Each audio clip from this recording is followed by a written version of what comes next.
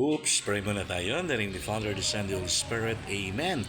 Panginoon, maraming salamat na naman po at buhay na naman kami at masiglang masigla sa araw nito. Panginoon, salamat sa biyaya ng pamilya, mga kaibigan at mga grasyang pakakalob mo sa araw nito. Panginoon, sa araw ng Martes, naway maging masigasig kami sa papalagan mo yung paghahari, lalong-lalo na sa pagbibigay mo sa amin ng isang buhay na gugugulin namin sa maganda. Panginoon, layo mo kami sa lahat ng kapamakan at karamdaman, maging ligtas nawa kami sa lahat ng aming mga gagawin at pupuntahan.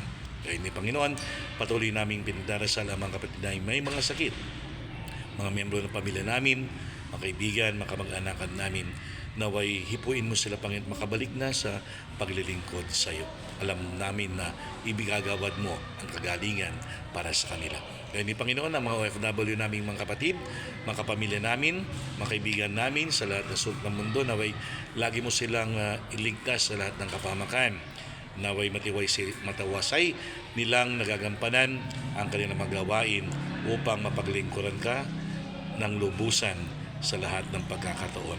Panginoon, sa araw na ito ng Martes, naway bigyan mo kami ng isang pusong laging marunong magmahal, magpakumbaba, magpatawad, manawa, lalong-lalo na sa aming kapwa at sa aming mga pamilya.